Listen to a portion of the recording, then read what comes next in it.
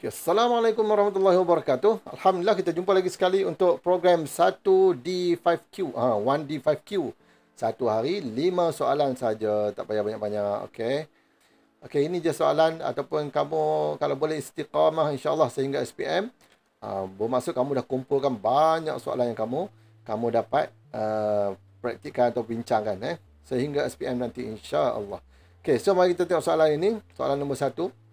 Yang ni tak kisahlah nombor 11 tapi untuk kali ini nombor 1. Penggetar dalam tangki riak bergetar dengan frekuensi 6 Hz. Ia menghasilkan gelombang dengan panjang gelombang 0.2 meter. Apakah kelajuan gelombang itu?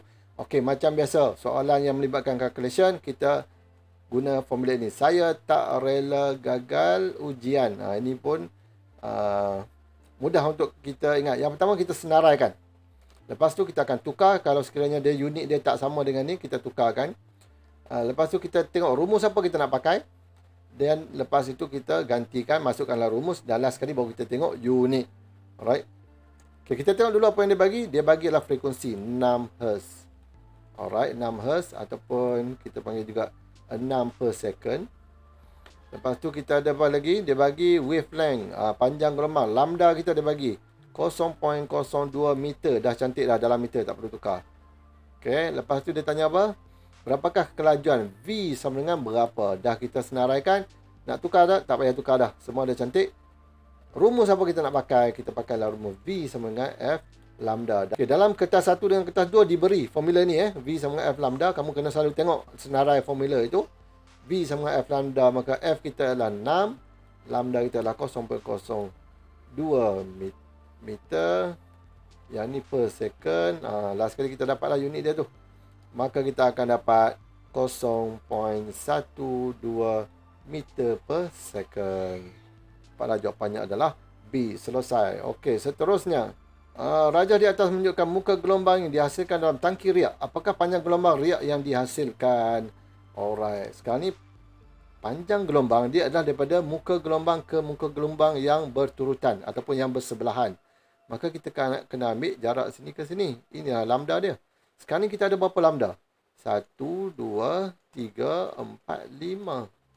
So, 5 lambda bersamaan dengan 20 cm. Jadi, lambda sama dengan apa? Lambda kita akan dapat 4 cm. Bahagilah. 20 bahagi dengan 5 dapatlah 4 cm. Maka, itulah jawapannya. Senang sangat. Pastikan kamu tahu berapa lambda yang terlibat dalam yang dibagi itu. Kiralah. So, ini 1, 2, 3, 4 dan 5. Okey, dah tahu 5 lambda, kamu bahagikan. Alright. Seterusnya, soalan yang seterusnya. Yang manakah berikut menunjukkan kesan suatu gelombang yang melalui suatu bukaan dengan betul? Okey. Yang pertama, tahu dulu apa ini nama fenomena ini. Fenomena ini ialah pembelauan. Okey. Pembelauan. Okay, pembelauan dia ada dua keadaan lah. Sama ada dia lalu celah. Dan satu lagi dia akan lalu halangan. Ataupun dia lalu, contohnya macam di tebing ni. Kan, gelombang datang. Maka akan dia terbelau. Okay, ini juga adalah satu contoh halangan lah. Alright, jadi kalau kita lalu celah. Ingat, yang tidak berubah di dalam pembelauan ini. V dia tidak berubah. Laju dia tidak berubah. Maka panjang gelombang dia juga tidak berubah. Frekuensi dia juga tidak berubah. Alright. Ketiga-tiga ni daripada formula V sama dengan F lambda. Ketiga-tiganya tidak berubah. Dah apa yang berubah? Yang berubah dia adalah amplitude. Okey, amplitude dia akan berkurang. Dia akan berkurang. Alright. Kerana apa dia berkurang? Sebab proses penyerakan. Okey, dia akan spread out. Maksudnya dia akan diserakkan, disebarkan. Okey, perkataan dia adalah mesti disebarkan. Ke mana? Dia ke semua arah ni. Bermaksud arah dia juga akan berubahlah. Ke sini, dan ke sini. Cumanya dalam kes ini, kamu kena tengok panjang gelombang dia. Bila dia lukis, panjang gelombang dia, dia mesti sama dengan panjang gelombang yang masuk. Kalau tidak sama, maka berlaku perubahan dari segi panjang gelombang. Bermaksud salah lah tu. Cikgu padang supaya kamu nampak jelas. Okey, mari kita tengok yang mana betul.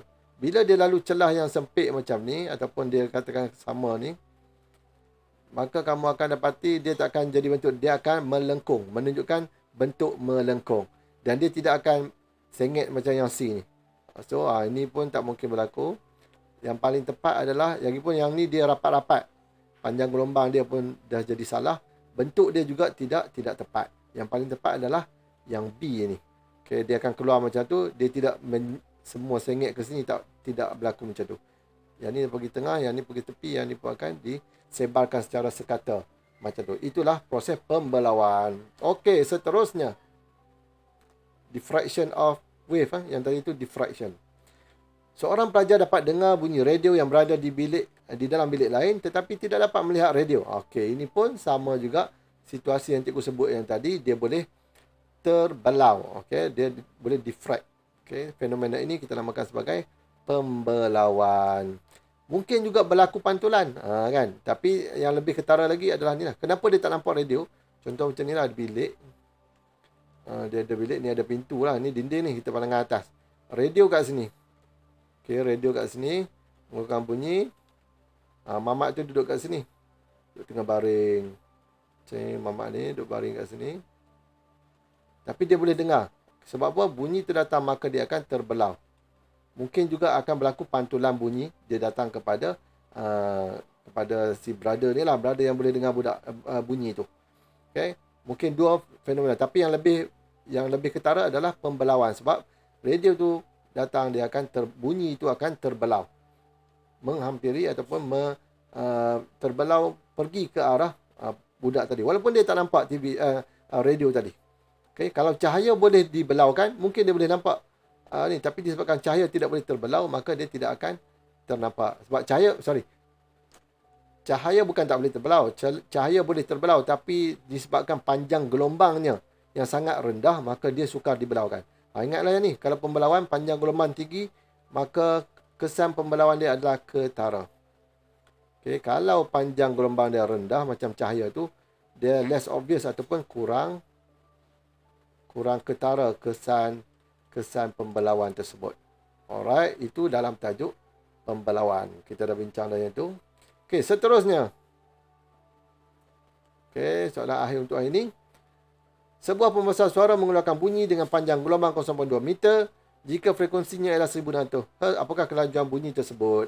Kita senaraikan. Saya tak rela gagal ujian. Senarai dulu apa yang dia bagi. Yang dia bagi adalah lambda 0.2 meter. Frekuensi dia bagi 1600 Hz. Okay. Dan juga dia nak V. V sama apa? Okay, senarai dah. Tak tukar? Tak payah tukar. Tak ada, sebab apa, meter dah cantik. Rumus apa nak pakai? V sama dengan F lambda. Maka kita akan dapat F kita 1600. Darabkan dengan 0.2. Maka kita akan dapat 320 meter per saat. 320 meter per saat. Okey. Selesai untuk hari ini. InsyaAllah kita akan jumpa lagi. Assalamualaikum warahmatullahi wabarakatuh. Bye-bye.